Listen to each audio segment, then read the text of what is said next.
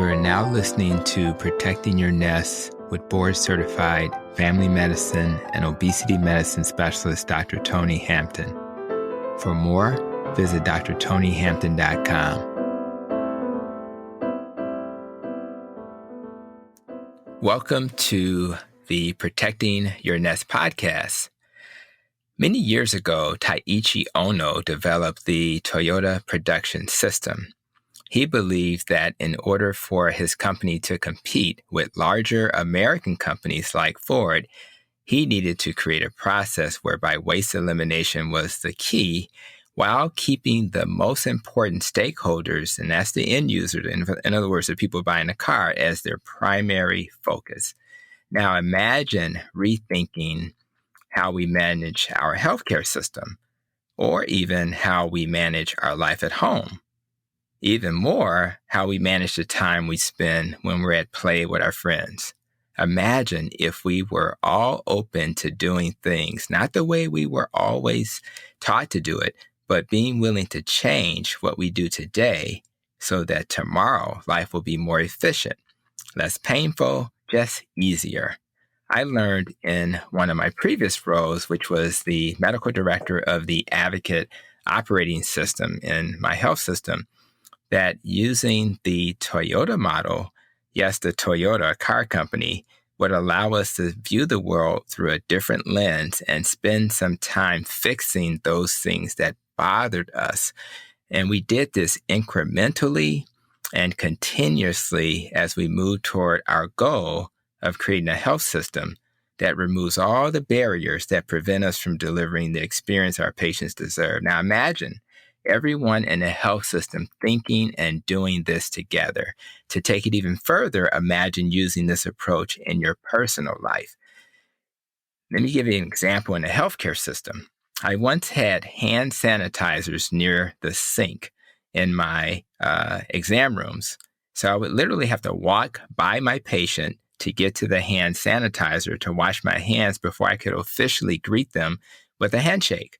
Now, although handshakes won't necessarily be the model moving forward because of the pandemic, it just wasn't efficient to have to do that. So someone on the team suggested putting the sanitizer by the door instead by the sink. And this allowed my hand sanitizing process to occur when I walked in the door. This was a simple and in some ways obvious change, but it took someone to think outside the box for me to have this efficient change in my office. Now, let me give you one more example. Imagine being at home, which is where I record my podcast, and I make this keto-friendly rub for my ribs. And ironically, I plan to make ribs the day I'm actually recording this podcast. Now, that rub has various herbs in it, including chili powder, paprika, garlic powder, onion powder, and much, much more. So every time I needed to make it, I would have to not only look up the recipe, but mix all those ingredients over and over again. Then one day I realized, well, since I cook ribs fairly regularly, what if I simply combine the ingredients and put them in a larger container so that one time instead of many times, I would have it already prepared. This one-time investment of time allowed me to save even more time down the road. That's what Taiichi Ohno attempted to teach each of us, and exactly what today's guest wants to teach us as well. Today we have Arnout Orelio, all the way from the Netherlands, who is the author of Lean Thinking for Emerging Healthcare Leaders, How to Develop Yourself and Implement Process Improvement. And what it's really about is solving the issues in modern day healthcare by handling, and handing over the reins of process improvement to the healthcare professionals, not the people at the top, but the people who are really on the front lines doing the work. He really believes that we should be putting those who are doing the work and are the closest to the actual situation in the lead. And the purpose of his book is to help you understand how to develop yourself and your leadership in such a way that will best benefit your team. Now, whether you're trying to lead your healthcare system like I'm doing, or even your family, his book will provide a fresh look into how you can make the things you do at work or play safer, better, faster, more accessible, and in many cases, more affordable. In order to protect our nest, we sometimes need some inspiration to motivate us to continuously work towards our ideal state. And today's guest will help us to do just that. I am really looking forward to our discussion. Arnout, I really appreciate you joining us today, and I want to welcome you, my friend, to Protecting Your Nest. How are you doing? I'm fine. Thank you so much for this opportunity. It's been a while since we spoke to each other. We met each other in Santorini, of all places, so some small Yes. Greek island. So It I'm was a wonderful I'm experience. I thrilled. mean, I want you to Yeah, dive a little deeper into that because, to be honest with you, it was so disappointing because I actually took that trip, literally without my family, right? So yeah, it's like the most romantic, most beautiful place on the planet. We had this great like view off the hill and looking into the water, and it was just a beautiful place. So tell us a little bit about why we were in Santorini, Greece, when we met. yeah. So at the time, I had just joined the Lean Leadership Institute, and one of its founders, George Chachilis, he comes from Santorini. And he decided to organize a conference on the topic of, let's say, lean thinking um, at his home ground. So we were just lucky to know George and the fact that he was willing to bring his network to one place to talk about how we could improve the world. And I was there, let's say, just as a participant because I just met the Lean Leadership Institute, and you were one of the presenters. Yeah, So, and what I really liked about your talk is that there it became clear that everything in life can be put through a certain lens. So my health can be put through a certain lens. And if we use the science and the truth about what is good or bad for us, we can ourselves improve. So we don't need anybody else. We just need the facts of the matter, and we need some purpose in our life. So that's how we kind of met. So yeah. I'm still very thankful for your talk, and I'm still having way less carbs in my diet as from that time onwards. It was a gift to be there because I had not done a presentation about lifestyle to a group of business owners and leaders. And what was amazing about that, and I know some of us still keep in touch using WhatsApp, and I will certainly be sharing this podcast on WhatsApp once we complete it and get it out there. But I'll tell you, the number of people who were engaged. I mean, these were high performing people. Like if you think about one of our buddies, Paul Akers, he was already, Iron Man, and then Yeah, he reaches out to me 3 months later and says, "Hey, I've been intermittent." He had not done intermittent fasting before. And he said it was like a game changer. And I said, "Well, you're already a super athlete." He said, I lost 10 pounds and I'm more lean and my mental clarity is good. And he had, he kind of ran through the things that benefited him. So I'm thankful that we're still able to keep in touch. I'm thankful that you are, sharing your message about this methodology. And I do miss. I need to reach out to George because George actually served as kind of a coach. He was probably my first coach ever, and he really helped to give me some tips on developing my leadership skills. And then one of the reasons why I want you to join me today is what you said in terms of seeing the world through a different lens. And I just hope anybody listening, this is not a discussion about healthcare per se. As you listen to this discussion, understand that you can apply these principles to any aspect of your life, just like I did with my, rib rub, I was able to apply it to all areas of my life. But I am curious, what is it that brought you to this methodology, this Toyota or lean way of thinking? What kind of got it started for you? So, well, there's also always some special points in your life. I'm an engineer from background, so, and that means that I was taught to think in systems, and that means that I was always intrigued by how things are connected and work together. So the performance of a system is determined by the way the different aspects or elements work together. And first I saw that very technical, so I went to work in the automotive industry. And the time that I started working there was already quite some, well, knowledge transfer from Toyota to other companies, but it was mainly the technical system. So people were talking about just in time, etc. But when I started working, I found out that what makes the system come together are the people. So there I learned that there's no such thing as a system and people, which many people believe. I believe that the people are the system. They are the only ones who can bring it to life, if I say it clearly. And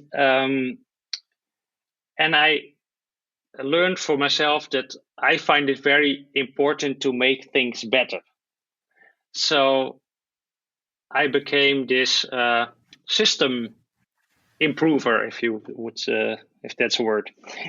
And then because I felt in that company that I was, I don't know, restrained by the fact that it was led in a hierarchical way. So that means that what you do is determined by your boss instead of by what the right thing is to do. I decided no longer to work in a hierarchical setting, and I became a consultant. And Gotcha.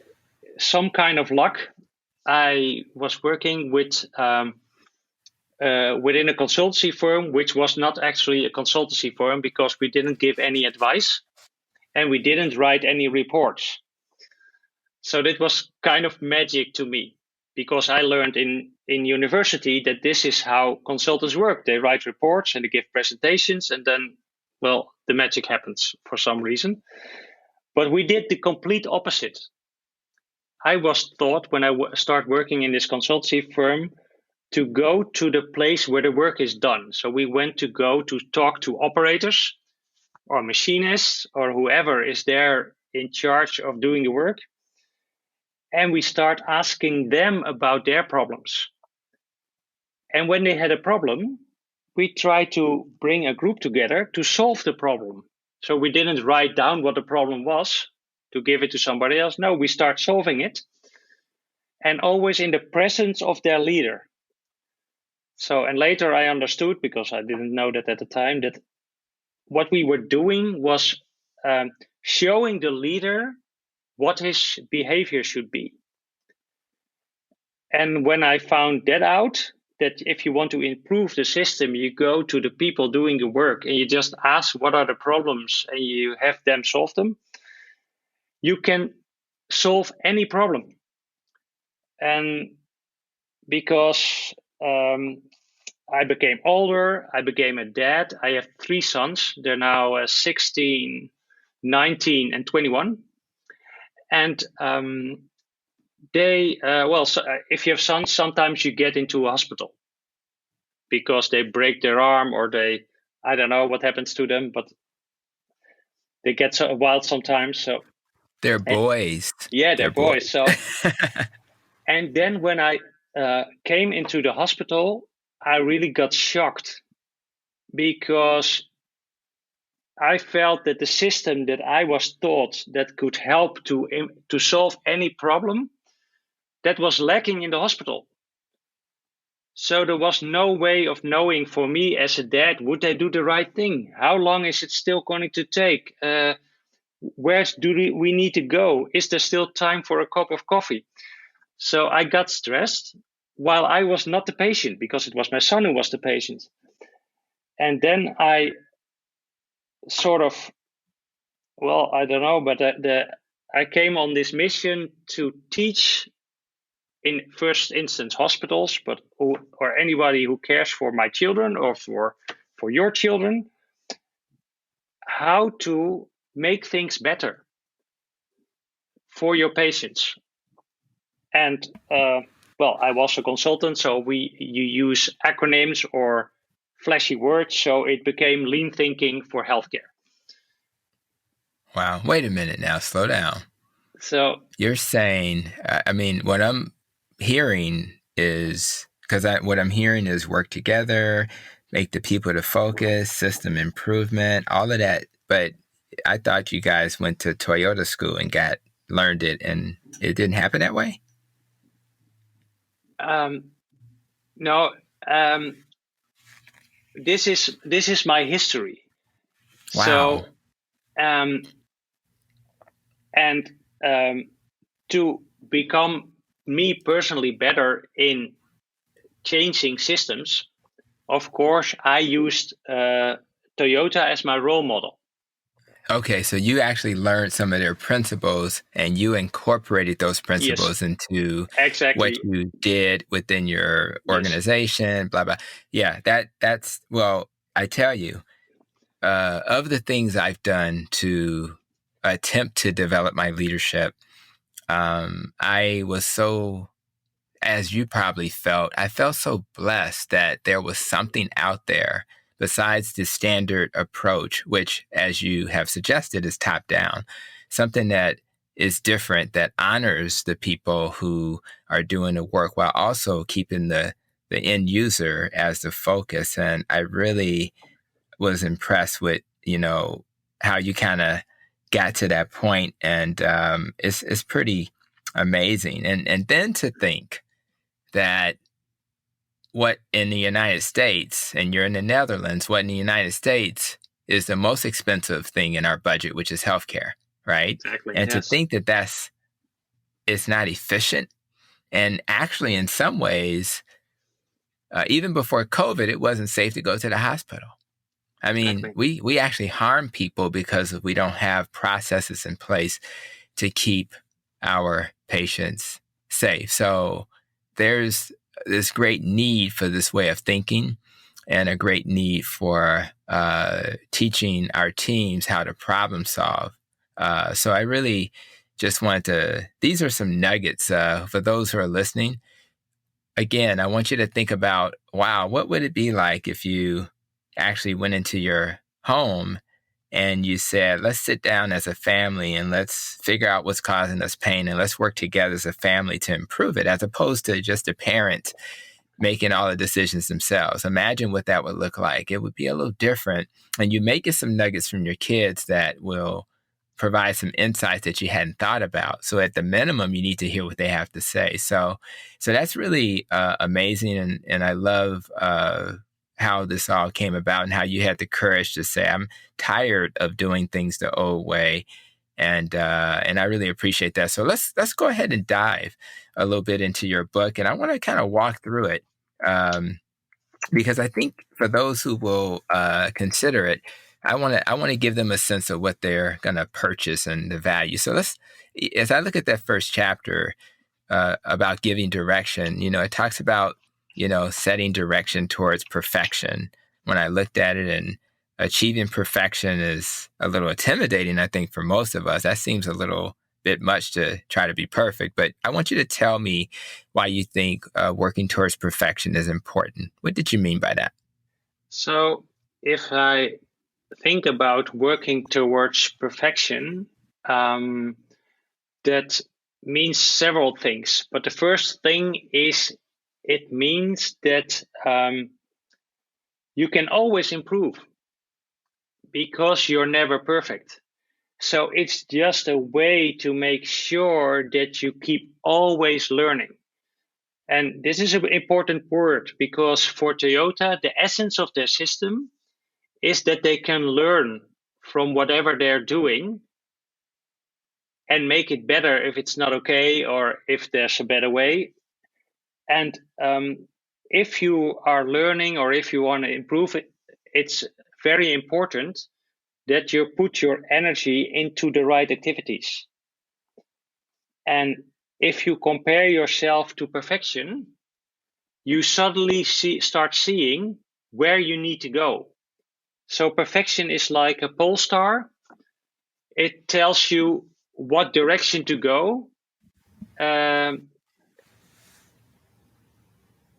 that helps very much to decide which path to take or which improvement to make. Does that make sense? It makes sense because I'll be honest.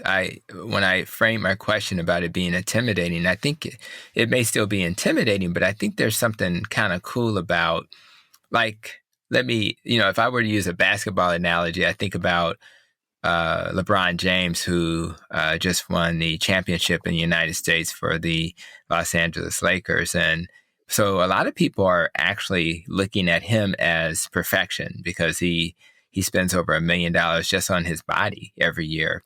And so I think having a target like that, and if you're just maybe the guy who he played against, Jimmy Butler, he may not be built like LeBron, but he really works probably as hard as LeBron. And I think that's why he ended up in the finals, because there's probably more talented guys than him in terms of their, quote unquote, natural gift. But absolutely, as much as it's a little intimidating, it's also nice to have a target that you can aim towards, and being comfortable with the fact that maybe I won't get there necessarily tomorrow or the next day, but I'm going to keep walking towards that target. So that makes a lot of sense. And I think we definitely want to set the goalposts. Yes. So that's an interesting analogy, because if LeBron James wouldn't have perfection as his ultimate goal, then he would probably quit basketball as soon as he became the champion. Yeah. So we do it often, but nothing is so dangerous as comparing ourselves to others. Because nice. Either you never get there and you get jealous or envious. I always mix up those words. Or if you get there and you surpass LeBron James, if you could, then you're also done. Because you're number one, so it's done. Yeah. So that's what the interesting thing about professional athletes. They only compare to themselves. And they know if they are the best version of themselves. So you can translate it to your personal life. If you are the best version that you could be of yourself, then that is it. There's no reason to be jealous of somebody else, and there's no reason to be disappointed about your performance, because you're the best version of yourself. And, I love it. And what the best version of yourself is, you can only find out if you know what your true north is. Right.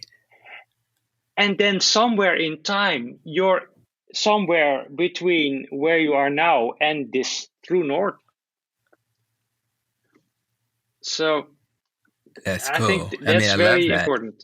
I think well, let me tell you why I like it. I think everybody listening, nobody's born trying to be a failure. So I think we all want to be successful, whether it's in a relationship or at work. And the idea that we all have the capacity to just compete with ourselves, that's actually quite reassuring. I just have to be a better version of Tony tomorrow than I was today, and then the next day the same thing. I love that, because Jimmy Butler will never be built like LeBron James. He'll never be as tall as LeBron James, but But I tell you, he's working his butt off to be the best version of Jimmy Butler, who, plays for the Miami Heat. So for those who are not, in the United States. So I love that. And so I love hearing you talk about that in that way. And I'm glad I used that example. And let's move on to the next chapter. So Yeah, sure. The next chapter talks about the story of a boat. So I won't even make any comments. I'll just let you tell us what that represents. So in the course of my career, I developed, based on a small drawing that Taiichi Ohno made, I developed a metaphor. And this metaphor is its purpose is to make people understand what change in thinking I foresee. So so imagine that you have a boating company, and you have this one boat, and it's in a canal. So then the story goes that, of course, for the boat to sail, it needs water, and because otherwise it will just come to a halt, or it will be damaged by the bottom of the canal.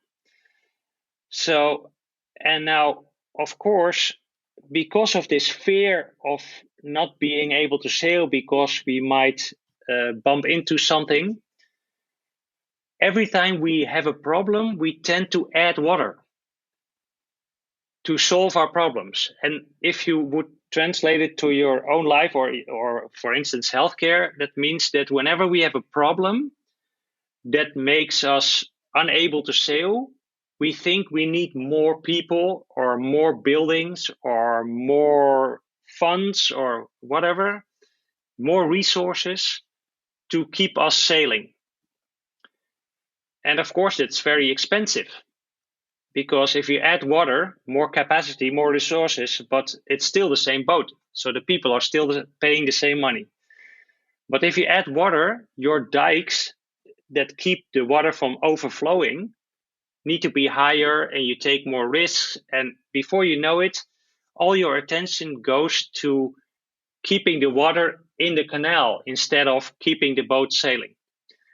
And the question is then, okay, how come we do it like this? Well, that's because there's all kind of problems on the bottom of this canal.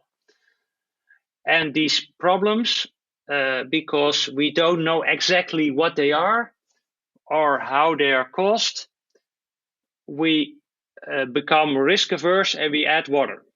And my proposal is, and that's how the metaphor explains lean thinking, that we waste a lot of our resources for keeping us occupied with all the problems we have in our daily lives or in our daily process. So what would happen if, instead of throwing extra water in the canal, we would just put the boat to a halt, put our goggles on, and start diving into the water to find out what is actually happening? Yeah. And then we see here in Amsterdam, we have bicycles in the canal. So then you see that there's a bicycle. And then you can remove the bicycle, and you can try to understand, how did this bicycle get in this canal? Where does this rubbish come from? And then you can address the root cause, because this bicycle was maybe dropped off the dike, or I don't know. Well, we put a fence so that bicycle can't be dropped into the canal. And if you do that, if you eliminate the actual problems that are in the way of sailing, like this bicycle, or like a box or whatever is underwater, then that frees up water. That's right. Instead of that you need more of it. And this water you free up, you can use to add more value, to have more boats sailing, or to help more patients, or to maybe help other patients, or help other people, or maybe open a new route to a different location, because you free up your capacity. So this is all based on this original idea of Taiichi Ohno, who he said capacity is work plus waste. So the essence is, if you can see the difference between work, doing things that add value, doing things for your patients, versus waste, doing things to cover up problems, then this will open up your eyes to see that if you need more capacity, you don't need more people, you just need to remove the waste. So, and this is in short, the metaphor I used for people to make them see that their current behavior is what got them into this mess in the first place. It's a nice nugget. And again, I think anybody listening will fully understand why I said this is not just about healthcare. But what you may not know, my friend, is that my acronym, protecting the nest, and there's a rope, it's an acronym, and I'll walk through that at the end. It's about root cause. What's the root cause of why people get sick? And if we spend a little time understanding why we're sick, then we will not likely need to take medicine. We'll not likely need to have this surgical procedure, a bariatric procedure. We're not likely to need those things because we've gotten to the root cause. And I think that being able to solve for that at every level in our lives is really important. I mean, it costs a fortune to replace a physician, an unhappy physician who we did not understand the root cause of their unhappiness. It costs a lot of money. Relationships, it can be very expensive when you have to end relationships when you could have simply understand what's the root cause of why people are not together anymore. So I appreciate that boat story because I think it is something that we all can relate to. And I think a lot of what we're talking about today is changing a mindset. And I know in chapter 3, you talk a little bit about the lean mindset. And I kind of gave those two examples. I talked about my rib rub, and I talked about the hand sanitizer location. And we had to change our mindset to make those things happy. So I guess the next thing you can probably do for us is share your thoughts on what it means to have a lean mindset. What is that all about? Wow. Yeah, it can mean a lot of things, but I think most important is that you have that you tend to challenge the status quo. So that maybe you're structurally unhappy, but it sounds maybe a bit wrong, but because you have this true north, you have an idea of you're always working on what you want to achieve in the long run. So, and that means that you need to challenge yourself and your status quo, because of course you're not yet there where you want to be. You're not yet your best self, because there's always something to improve. So the mindset is that it's good for you, for Tony or for Arnout or for the people around you, to discuss how you can improve. And a very important part of this lean mindset is that we blame the process, not the people. So I think it was Dr. Deming who already said right That's after. Right. I remember I shared that with my team a long time ago, and I showed them the Deming wheel, and I remember reading his comments about this. Yes, he said even that 95% of all problems are caused by the system. And the system is a management responsibility. So that's why I was very, bit smiling when you introduced this whole topic of today with the fact that we need to manage differently. And that's exactly what lean is all about. It's a different way of managing. Whereas we manage by trying to get feedback on all abnormalities. And to know if something is an abnormality, you need to know what is normal. And the norms are set by yourself.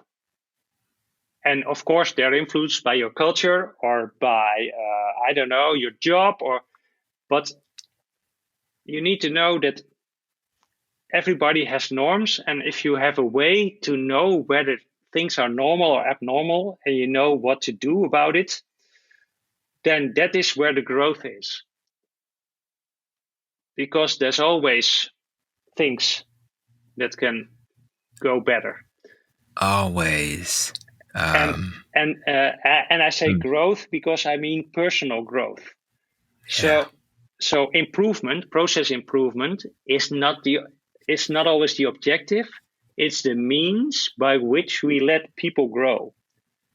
Because if you find out a way to make your work better, or to increase or have a better relationship with your wife, that means that you get personal growth, because that can only happen. You can only improve your relationship with somebody by understanding them better. So that means that your knowledge about what your wife likes or dislikes, or what she thinks is important in life, the better you know that, the better you understand her, the better the relationship will be. Mm. So that, I think that's also part of the lean mindset, that you establish the facts and then you use them to shape your future. You're killing me, Arnout. I'm sorry. It's an emotional. Now, I've heard these principles before. We both have training in the Toyota way. But I tell you, hearing it again, being expressed by yourself, it warms my heart, because somebody listening today will become engaged. They'll read your very easy to read book, and then they're gonna be thirsty for more, and then they're gonna learn about other great authors in this space, and they're gonna learn how to become lean thinkers. And as anybody listening can tell, this is not about healthcare. This is about life. And one of the nuggets that I really liked that you shared was this: 95% of the things that don't go well is process. So if you're in a health system and you think that the people you work with are just not good at what they do, it may be the process that they're in that's not good. If you're in a dysfunctional relationship, there may be some things about the process that's not going well. And so what I love about this is that we can stop pointing fingers and blaming people and start digging a little deeper. I always recommend the book, the 5 Love Languages, as one of the books I recommend for relationships, because if I know what a person's love language is, then I'll know how better to give them what they need, and then vice versa, the same is true. So these are some incredible nuggets that I'm loving to hear, and I just hope people listening are feeling what I'm feeling right now. And I want to talk a little bit about this ideal of making problems visible, because you got to know what the problems are. And I know in the health system that I'm in, Advocate Aurora in Illinois and Wisconsin, we have these daily management boards that are publicly displayed, open display of how the individual and the teams are doing. It's publicly displayed. Even the patients can walk by and see it. So imagine having a board up, and Dr. Hampton's board is telling anybody who wants to read it how fast he was able to call patients back and give them their lab test results. And if I didn't do a great job, it would be displayed. So that sounds like that's going to embarrass Dr. Hampton, but it's there for a purpose. And so my question to you, and for those who are listening to hear, tell me a little bit about why it's so important that we put our problems in a way that's visible for everybody to see. So there's 2 aspects to it, because it's making them visible and then for everybody to see. So making them visible is there's only one best moment to solve a problem. That's at the moment it occurs. Because a problem that is not attended will become bigger, and it will never truly disappear. So because that's I don't know if you know that, but that's the second law of thermodynamics. It says if you don't put energy in something, it will become chaos, in layman's terms. Gotcha. So I think that makes sense. Yeah, you can see it at home. If you don't put energy in cleaning up, then your room becomes a mess. Yeah. And that's a law of nature. You can't do anything about it except putting energy in it. And the same is for any process. So if you have a process of treating patients and you don't know if you have a problem, you cannot solve it. So you need to make it visible. And if you want to solve it in the most efficient and fast way, then you need to know the problem before it's becoming too big to solve it. Does that make sense? Or it can be even worse. Suppose that you make a mistake with patient number 1 and you don't solve it before you see the second patient.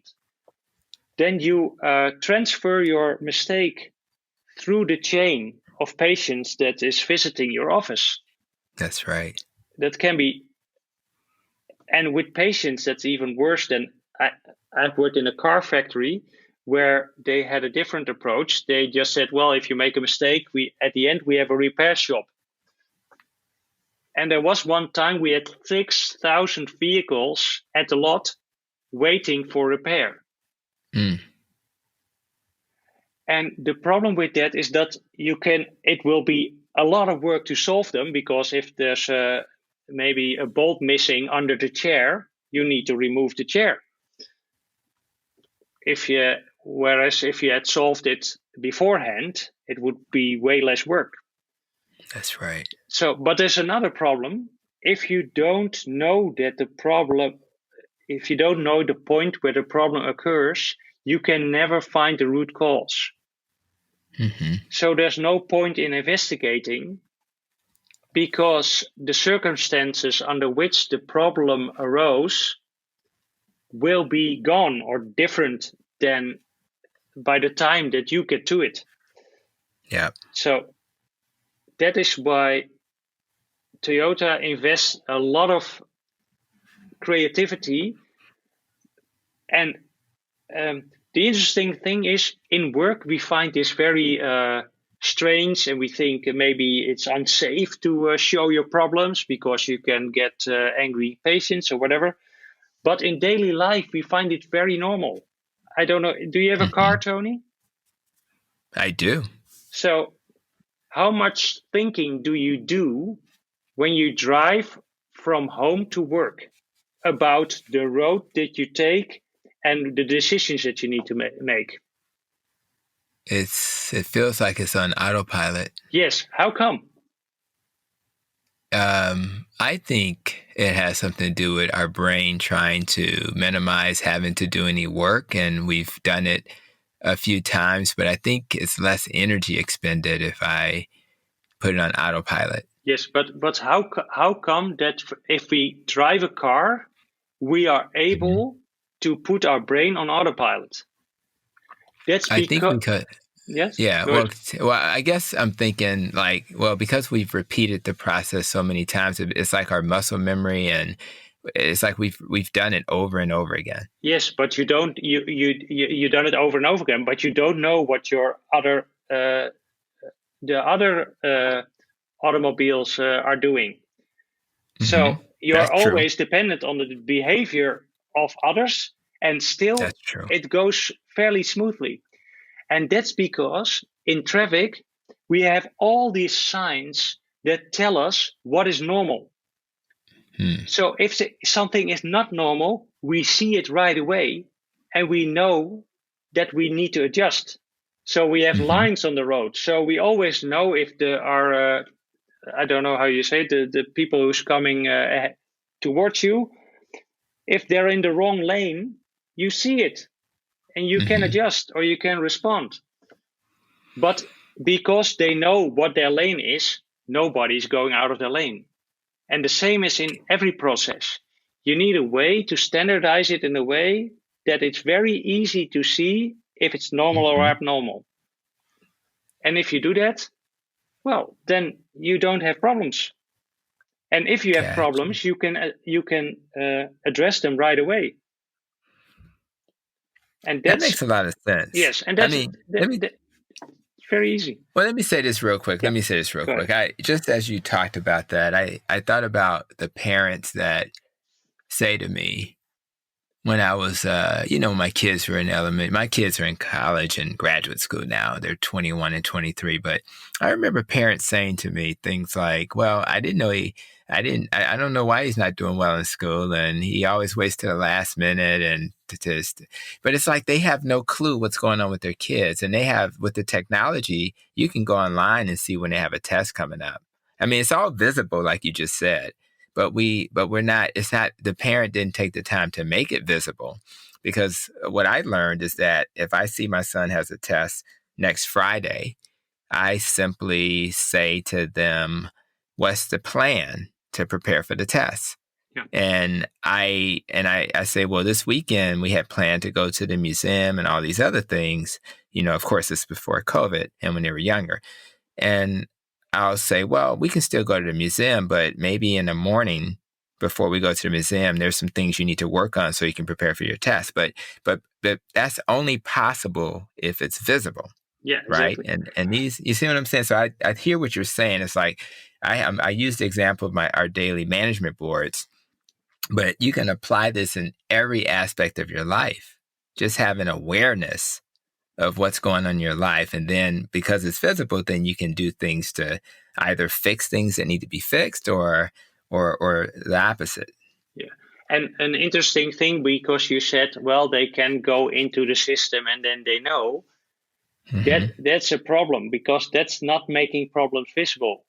Putting something in a computer is not making it visible. It's making it accessible. But nice. That's the same as knowing, or you could know, or you should know. That's a big difference.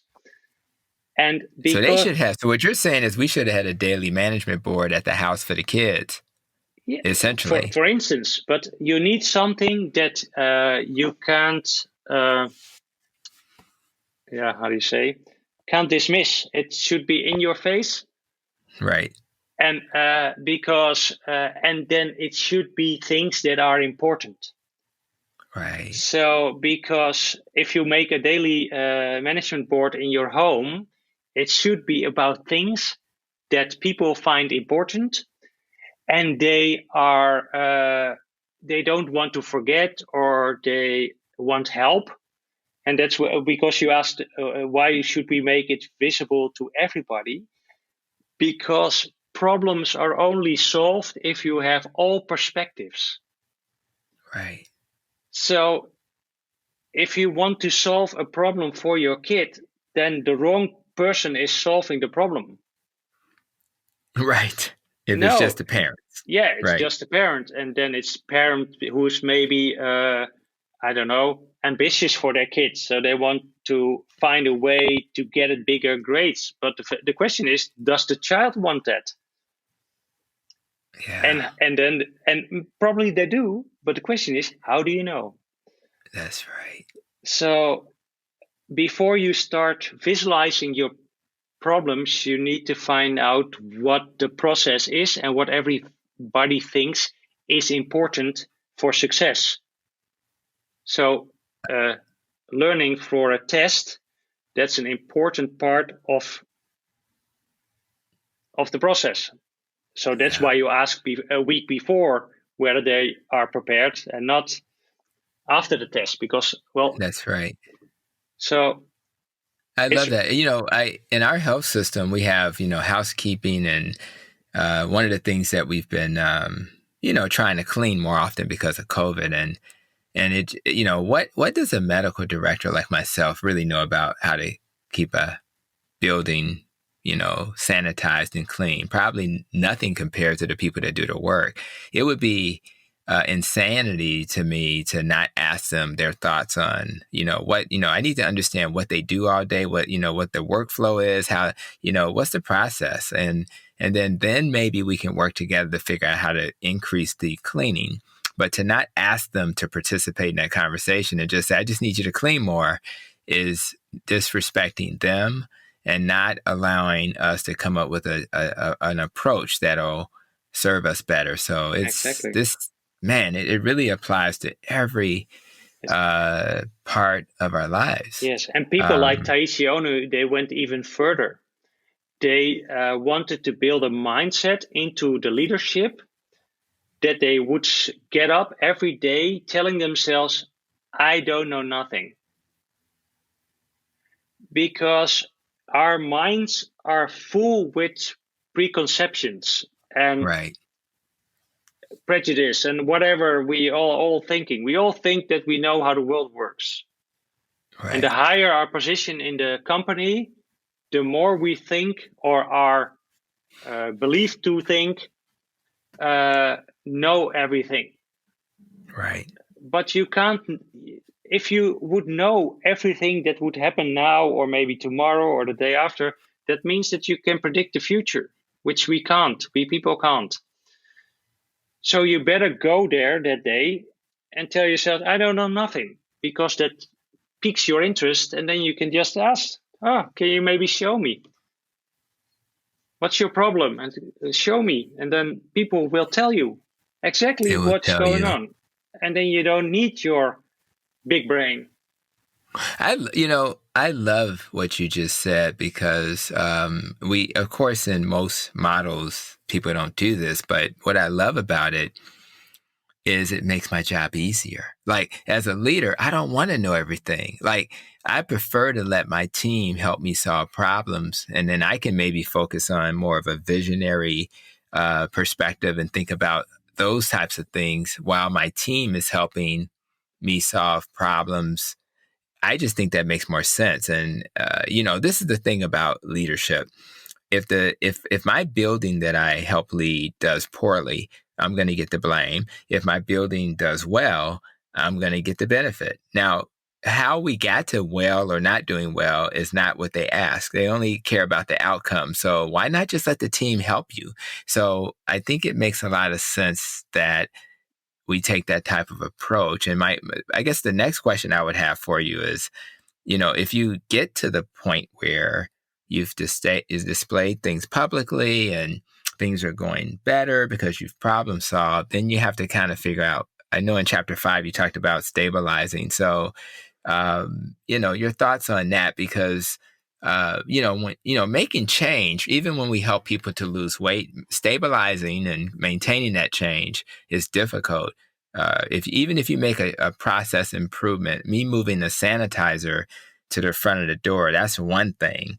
But making sure that the system we have in place where we replenish the stocking, for example, for our supplies, that requires human beings to have a behavior where they do things differently, and it has to be stabilized. So what's your thoughts on this idea of how we stabilize change once it occurs? Yeah, so, the interesting thing is many people want to know how to stabilize after the change occurs. But you need stabilization before the change can occur. That sounds confusing. Definitely elaborate. So, because if your process is not stable, you won't be able to improve it. So, if a patient comes into the ER, that's maybe the most famous example, the doctor's first priority will always be stabilizing the patient. That's correct. So as long as they have a high blood pressure, or they have, their saturation is low, or they have a heart rate that is like against 200, or whatever is going on with the patients, the first thing is to stabilize them. Because if we don't stabilize them and we change something to the conditions of the patients, we will never know either whether we made it worse or whether it was actually an improvement. So the same goes for other processes. You need to first stabilize, and stabilization you do by standardization. So you first have to have a certain set way to do things and to see what that gives as an outcome. And only if you have that set, then you can say, okay, now I'm going to improve it. And that means that you change the process and you observe the outcome. And then that tells you whether it's better or not. That makes sense. I mean, now I understand how anybody listening could grasp this term, because it's like if you have 10 people on the team, you have this so-called process. Rather they're following it or not, that's the first thing they got to be following it. But if it's not if it's not a process that's not really firm, then I can see how you can't improve on it, because you're chasing your tail. You're constantly trying to, fill the leaky holes again. So that makes a lot of sense. And I think even in chapter 6, you talk about, the need to improve the process. And I know, before I learned about Toyota, I always thought that, and it kind of speaks to the same topic in a way. Before I learned about this lean thinking, I just thought you create a process and then you implement it, and then you don't worry about that anymore and you go to the next thing. But it sounds like from what I'm hearing from chapter 6 is that you really want to continue to improve what you're doing, as opposed to just leaving it to kind of not, I think that's what you're trying to get at. So talk about that a little bit. Yeah, so what they discovered at Toyota, and it has a bit to do with this second law of thermodynamics, that things become chaos. They find out there is no such thing as a fixed state. Things always degrade unless you improve them.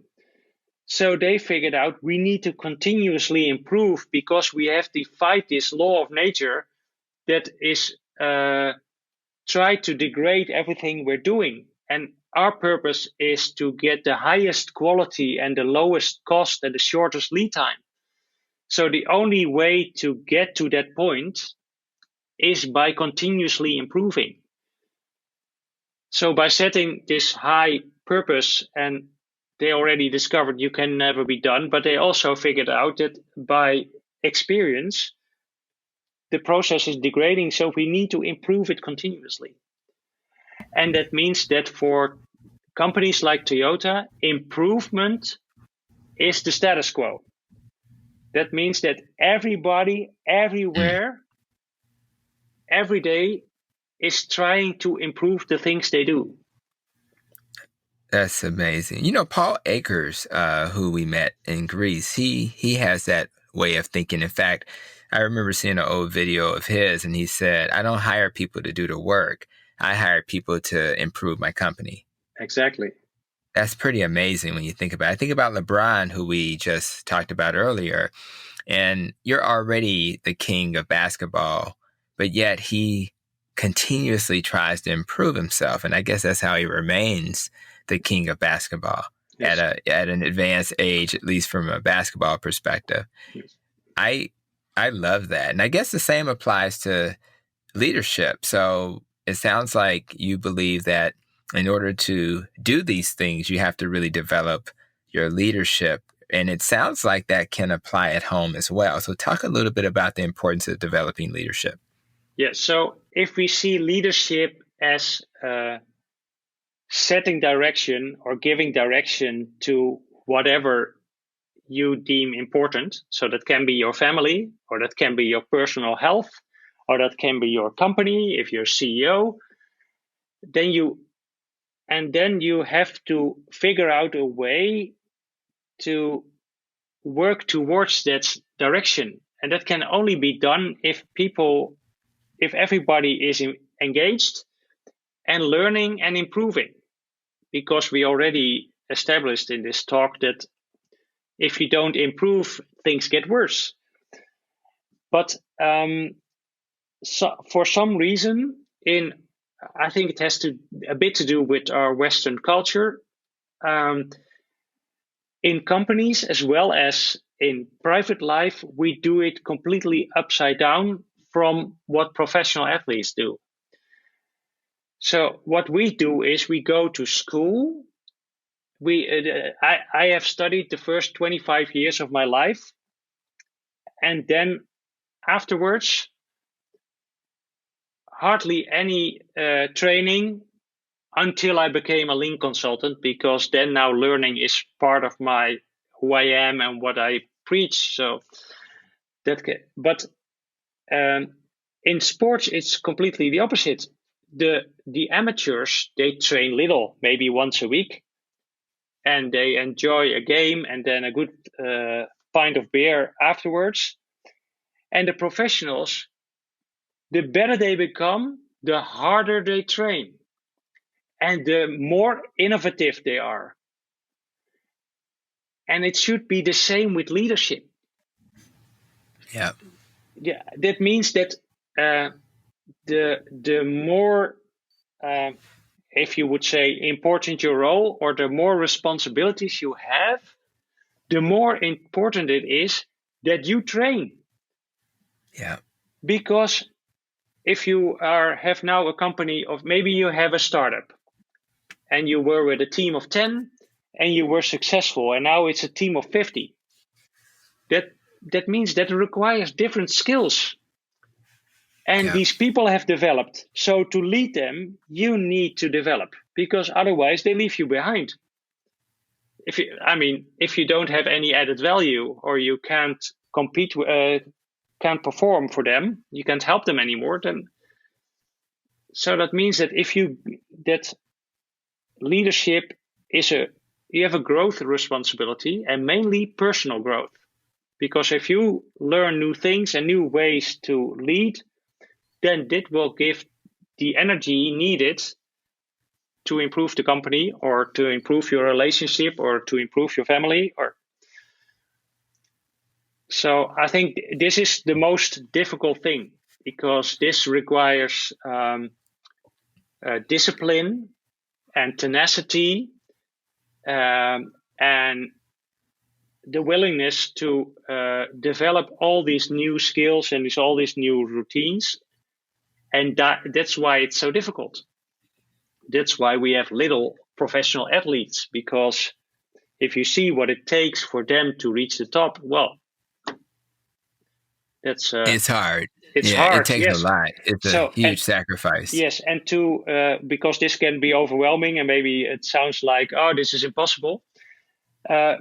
That's why I decided somewhere in my career that it's not my job to change over whole companies, to make sure that everybody's doing it, but to help individuals to develop their leadership in any pace that they can handle, but always in the direction that they want to go. So in one of the chapters, it says that it's very important for everybody, not only when you're in primary school, to have a goal in life. Mm-hmm. So I was taught by Norman Bodek, and later by Jim Lippens, who used the Harada method. Mm-hmm. And Mr. Harada was a gym teacher in Japan, and he had his children formulate a goal in their life. He asked them, what do you want from life? Or what do you want from your sports career? Or what?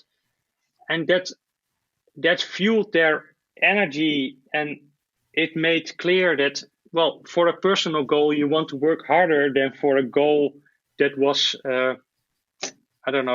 was just given to you by your CEO or whoever.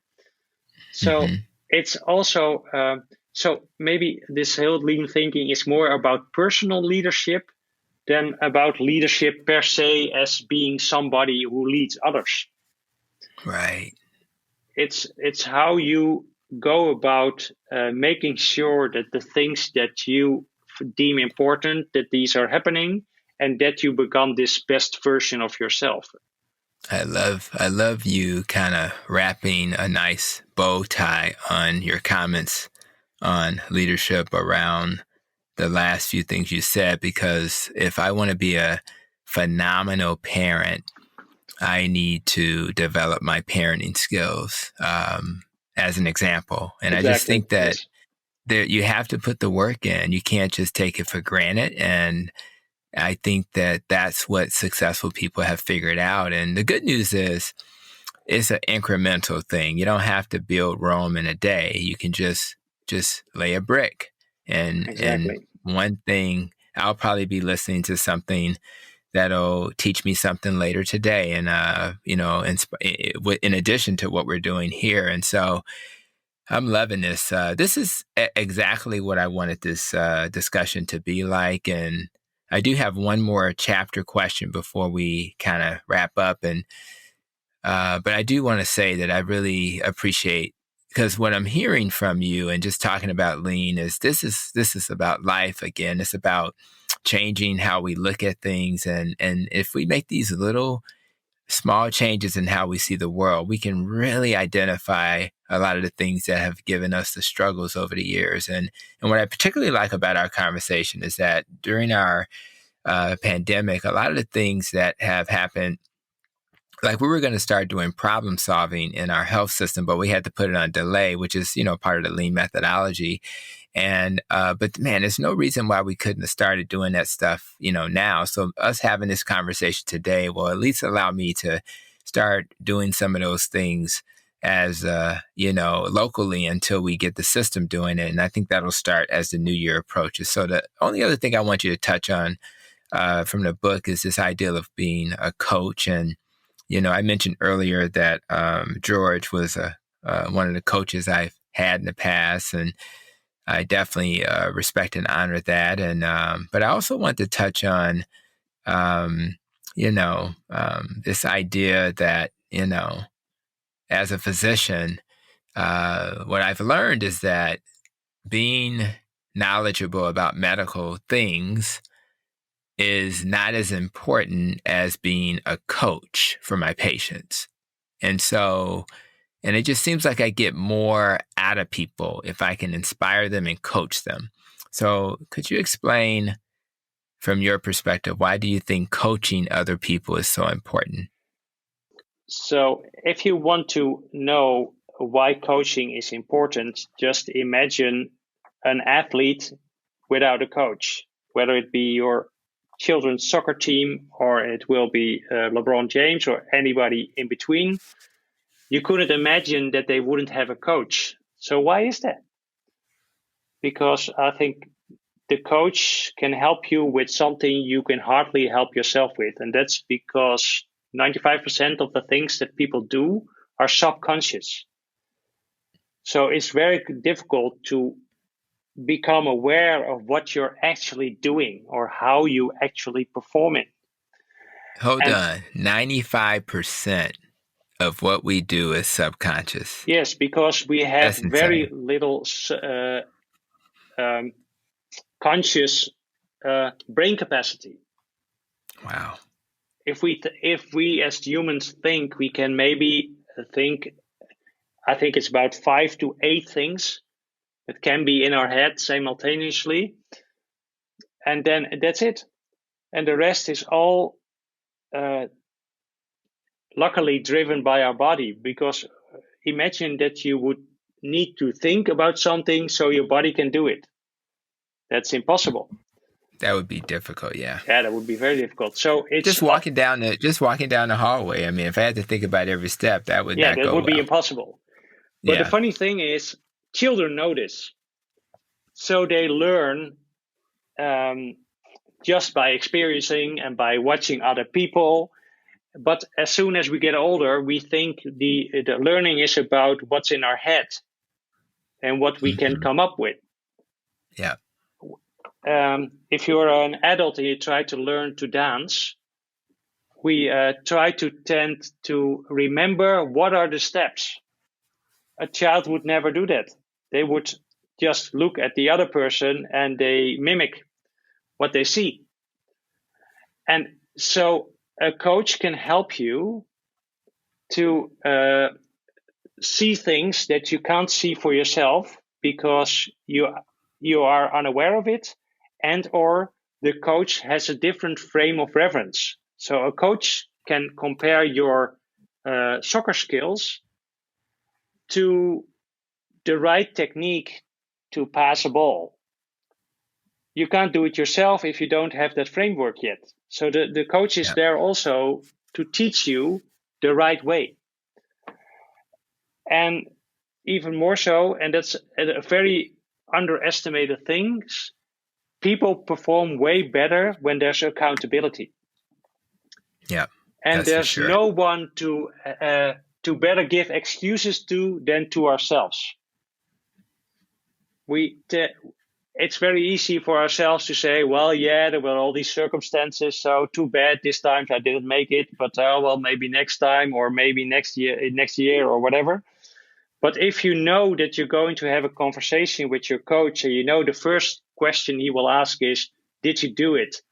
And you have to answer no. Well, you think twice about maybe skipping a practice, or skipping the plan that you made, or whatever. So coaching is a very important ingredient for us to reach our goals, because a coach can help you to give clarity by asking you questions, give you a different perspective, but it can also give you accountability. And that's why all these athletes, they know they need a coach, because they are aware that they're only human. And our brains are, you already said it, are focused on energy preservation. That's right. And that's why we don't like to be out of our comfort zone, because that's our brain telling us, well, this costs a lot of energy. Please stop this. So love it. That's why in my coaching, I always tell people that they might not like me because I don't care if they're outside of their comfort zone. So if they're complaining, I say, well, that's good news, because now you're learning. So, but many people tend to, if somebody's complaining, they are resisting, we would call it. We think, oh, this is not good because they're resisting. No, this is good because they are resisting. That means that something is changing. And that means that the resistance is a sign that they need something from you. Right. Maybe they need clarity, or maybe they need new skills, or maybe they need just a little bit of money to buy the new forklift, or I don't know where the resistance is coming from, but what's in their head and what you're presenting are different. But that's good news, because the essence is that we learn. And I love it. And that's maybe would be the great, ending line for this conversation, because then that's where we started. That was the intention of Toyota. The whole system is based on, we need to learn, because we need to improve ourselves, because otherwise we degrade, and then the competition takes over, or our customers walk away, or whatever is threatening their survival. I love it. And I agree. There was a lot of very nice takeaways for our discussion. And I really appreciate the boat story and the importance of giving direction. Obviously, appreciate you explaining what the lean mindset is, and the importance of stabilizing, obviously developing our leadership, coaching. All of these things are important. And I think anybody listening should really consider a life coach or a leadership coach. It may be just what the doctor ordered in terms of what you're missing. So I appreciate you and everything we've talked about. And I always wrap up with a final question.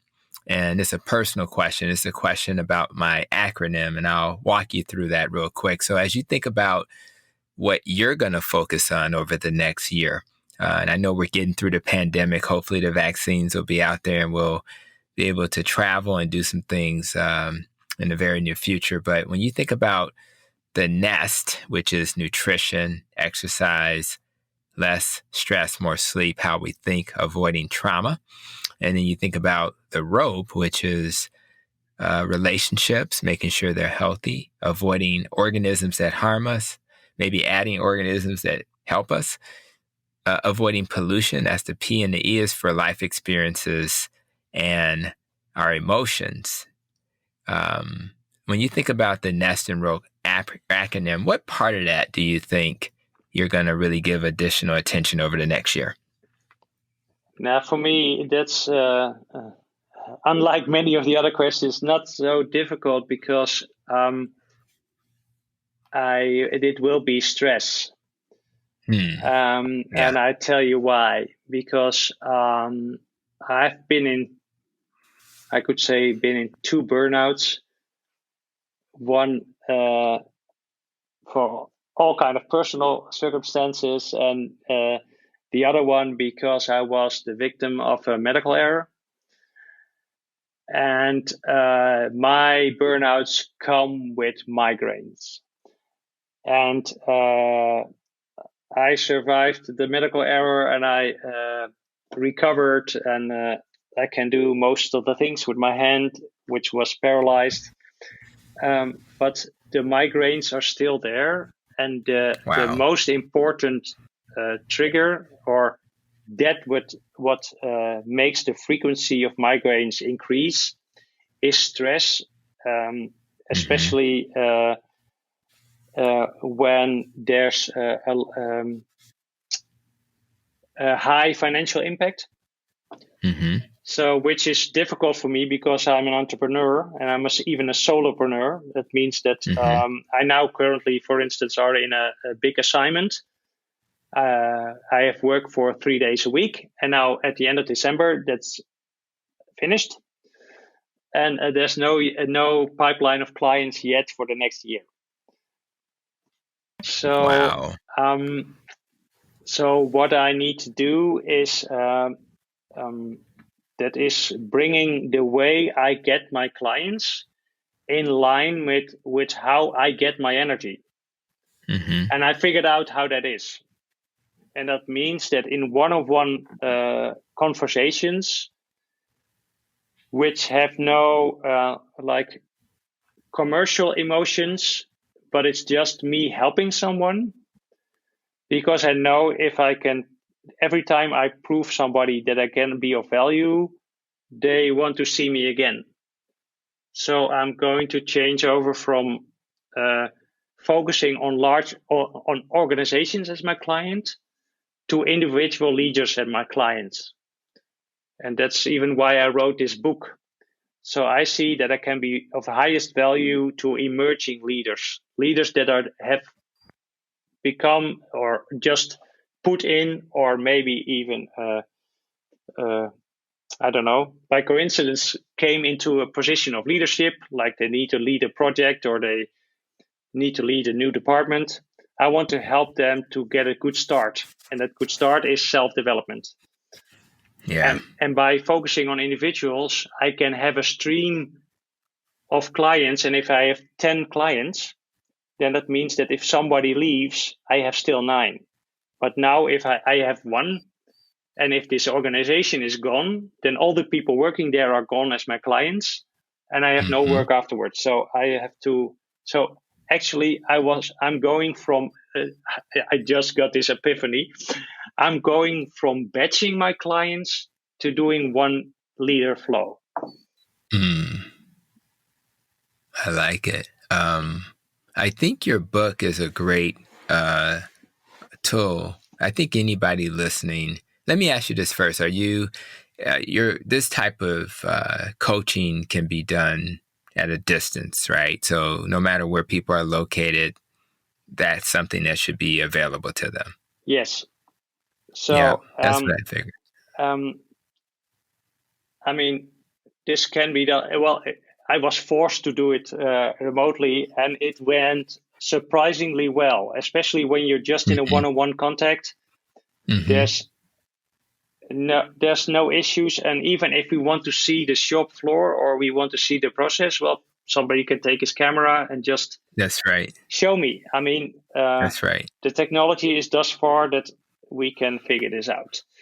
And yes, I understand this, that sometimes, especially if you're sometimes I work one-on-one, sometimes I work in small groups, like maximum 5 people. Yes, then the dynamics are different, and it's preferable to do it live. But there's no, if there's no beef in the group, so that's right. I wouldn't suggest that if there's if somebody has a management team and they want team coaching, I wouldn't suggest to do this online. Right. At least not with me, because I think that the team dynamics will maybe impede the learning. So I prefer people who, as an individual leader, they come to me normally. People come to me with, I want to learn this. Please help. Yeah. And that's different than if you come with a team. We as a team want to learn this. That's a different approach. That's right. So yeah. I like it. I think this is great. I mean, honestly, all the coaching I've ever gotten personally has been one-on-one coaching. So I can tell you from my personal experience that'll work. I think anybody listening that's intrigued by this should check your book out, and then if they feel like they need additional support, because there's only so many people in the country that understand lean, to be honest. So tell the listeners, if they needed to get your book or even reach you, what would be the best way for that to happen? So there's one place that would answer all these questions. That's I put up a website. It's called leanthinkinginhealthcare.com. And on this website, you can, if you would like to get my book, you just click the button to get your personal copy, and it will send you to my publisher's website, because they do, it's an American publisher, and they do the worldwide distribution of the book. So I'm just facilitating that you can get it easily. And if you want to just talk to me, or you want to know, if you have a question, what could be my next step on this road to become a better me, or a better healthcare provider, or a better, whatever's in your mind, I offer anybody a free half-hour strategy call. And I promise you that at the end of the call, you will have some clarity on what could be a good next step for you.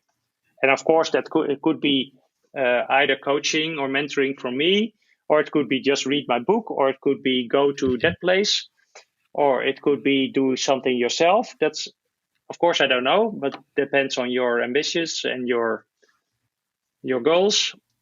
But I offer anybody just to do this free call, because I believe that it's very important that people just take a step, whether with me or themselves. My goal is to change things for the better. And the more people are taking steps, the better the world becomes. So.